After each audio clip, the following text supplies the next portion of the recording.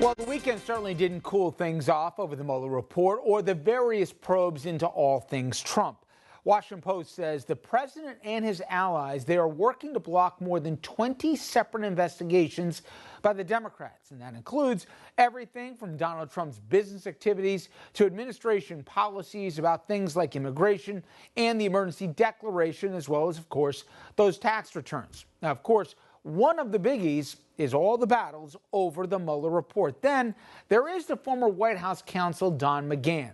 The Judiciary Committee subpoenaed McGahn for documents as well as testimony. But the White House, they've told McGahn not to comply. Now, Nadler is threatening McGahn with contempt.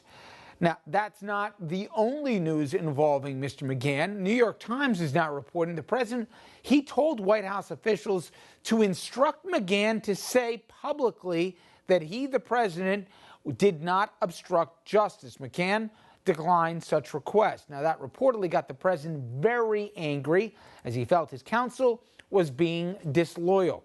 Joining us now, former federal prosecutor Gene Rossi. And Gene, every time I think, imagine if I'm the attorney at Trump. Now, however, somehow, some way, I ducked a bullet here. Mueller report comes out and there isn't a knockout punch. It seems every day we learn he's doing his level best to remind everybody what obstruction of justice looks like. Now we hear he's telling McGahn, tell him there's no there. I mean, now you're trying to send Rudy to the Ukraine. I'll get into that in a second. It's almost like they're trying to be the Keystone Cops. This is a combination, Richard, of whack-a-mole and the last stand at the Alamo. I mean, every other day there's a new legal issue, and it just amazes me that we are at this point in history. You know, Rudy, the idea, I mean, let's remember 2016, the whole idea was, did the Russians and Trump conspire? There's all these unanswered questions about why exactly Trump is the only guy not condemning the Russians. His own intelligence agency said, the Kremlin had their fingerprints all over the hacking, etc. And then we saw the embarrassment in Helsinki. I don't have to relive the history for everybody. You have all that as a backdrop. Now you got Rudy not only saying he's going out to the Ukraine, but he's talking publicly about, hey, it's maybe not illegal, but I am going out there to meddle. And only now are they saying, never mind. I mean, what are they thinking? And again, to investigate and trying to get the Ukrainians to help him investigate a political potential rival in 2020. Again, Gene, maybe there's a political strategy I'm missing here, but isn't that obstruction of justice? Let me tell you, it's not only possible obstruction of justice, it's potential criminal exposure for Mr. Giuliani and the President of the United States. The President allegedly is asking Rudy Giuliani to violate the Logan Act, to violate crimes involving interference in our democracy. It's coming close to the water's edge. It absolutely befuddles me. I think what happened with Mr. Giuliani is, after he said he was going to Ukraine, where Paul Manafort was having a field day, by the way, this was not a good thing optically, politically, but it also raises legal issues that could put Mr. Giuliani's bar license at risk. Now we get to, Gene, Congress, where I saw a recent piece, and it reminded what William Cohen, a then Republican lawmaker on the Hill out of Maine, he broke with Republican ranks in '73 and said, you know what, no, we need to see the tapes here, even of a fellow Republican, Richard Nixon, and that got the ball rolling, and we know how that ended with Watergate. Today you got Lindsey Graham. Now, for people who don't know what a judge is, he was a guy who doesn't just talk about the law, he lived the law, was a prosecutor back in South Carolina and everything else. He's now telling Donald Trump Jr. to ignore what he calls a partisan witch hunt by Congress and not appear even though he was subpoenaed. Well, the head of the Intelligence Committee, it's run by Republicans. Senator Burr is the one running the committee who issued the subpoena.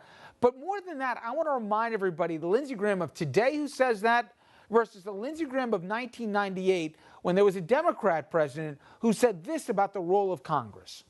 Article 3 of impeachment against Richard Nixon, the article was based on the idea that Richard Nixon, as president, failed to comply with subpoenas of Congress. Congress was going through its oversight function to provide oversight of the president. When asked for information, Richard Nixon chose not to comply, and the Congress back in that time said, "You're taking impeachment away from us. You're becoming the judge and jury. It is not your job to tell us what we need. It is your job to comply with the things we need to provide oversight over you." The day Richard Nixon failed to answer that subpoena is the day that he was subject to impeachment, because he took the power from Congress over the impeachment process away from Congress, and he became the judge and jury. So now you got 20 years and change, and it's like somebody took over Lindsey Graham. But my point is, it speaks to the very essence of the premise is Congress is supposed to be a co-equal branch of government. Their job is oversight. The Lindsey Graham of today, and frankly, a lot of members of his party, they believe the president should decide when subpoenas get answered, who should be allowed to answer questions before Congress, etc. To me, this isn't just a clown car. This is scary issues, Gene, as relates to checks and balances. Well, Richard, I also would hope that at another segment, we could play the Lindsey Graham of 2015 or 2016 and play some of the clips that Lindsey Graham said about the integrity of Donald Trump. It was absolutely vicious and ugly. And now we got Lindsey Graham, who frankly is an apologist for the president. And you hit the nail on the head, Richard. This is about whether the president is a co-equal or he is Louis XIV. The king is not the law is the king. I think that was Thomas Paine.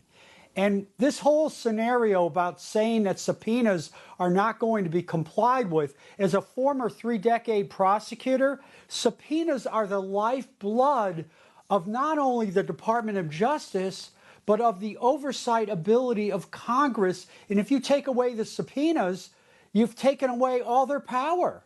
Gene, obviously, your focus is the law. You handled obvious prosecution, but there's also a politics to it. And when you have multiple charges or multiple investigations, you have to have a prioritization going on. Right now, Democrats have as many as 20 different investigations, multiple people that they want to have come testify. If you were going to give them free legal advice and say, make this first prize right now, would you say focus on Mueller? He's an unimpeachable witness that can at least speak truth to power. Make this the primary thing instead of going off in 20 directions? Or do you think they should do all these things simultaneously? That's an outstanding question. What the Congress is doing with these 20 investigations, it's what sometimes prosecutors do. They load up an indictment with all these charges. I call them spaghetti indictments. You throw it at the wall and hope one sticks. What they should do is focus on 3 or 4 investigations. Obviously Mueller, obviously McGahn. I think the tax issue, the tax returns, that's a layup and a slam dunk, and maybe one other, the financial services and Deutsche Bank. But the other 16 or 15 investigations, you are diluting your message, and you look as though you're that character in Les Miserables. Jean Valdon, I guess it was. You're just trying to persecute the president, and they have to be very careful.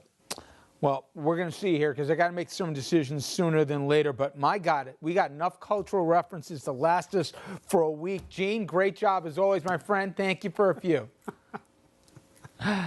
Thank you. Thank you. And speaking of cultural references and also the GOP, if you missed Saturday Night Live, you missed a really funny but also very telling clip. It had to do with how the Grand Ole Party is enabling President Trump. We're going to show you why this isn't just a laughing matter.